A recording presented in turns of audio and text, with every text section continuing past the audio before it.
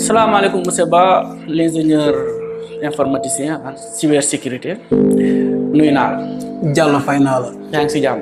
sant bu baax. sinon naka activité yi. Bon, on gère comme d'habitude. En fait tey dama ñëw indil la benn sujet. wàllum phishing.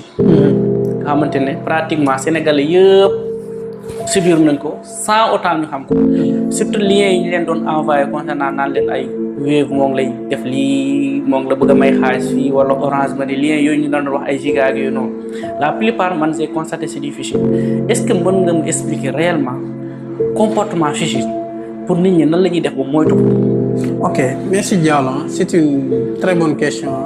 te boo xool actuellement nii loolu moo sonal ñu bëri dans le système d'information parce que dañuy wax souvent le système d'information ñetti piliers la. Il y a ce qu'on appelle les processus, il y a ce qu'on appelle la technologie et il y a ce qu'on appelle l'humain qui est l'utilisateur. Et maintenant, nous d'habitude, on a tendance à investir dans la technologie, dans les procédures, en laissant à rate ce qu'on appelle l'utilisateur, qui est le troisième pilier et qui constitue le maillon le plus faible dans la sécurité du système d'information.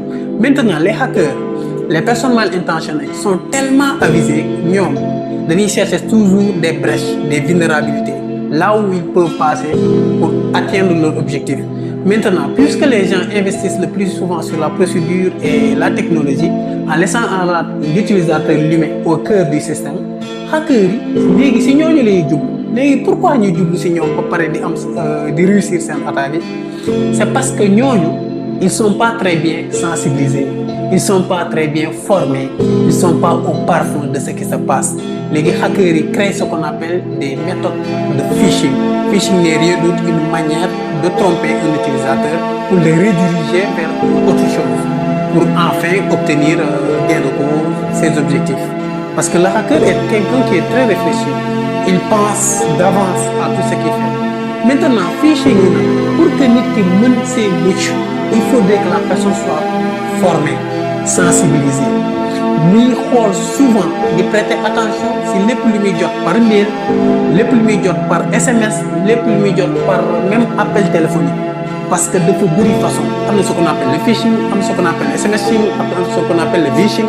Tout ça c'est des techniques, par exemple d'usurpation même d'identité qui permet éventuellement aux personnes mal intentionnées d'obtenir facilement une proie. Maintenant nag loolu pour nit ki mën see mucc man duma tay di ko wax sensibilisation formation bu dul loolu amul moom souvent dañuy am ce qu'on appelle après ay des dégâts yoo xam ne que day jur à l'issue de ces phénomènes. Merci.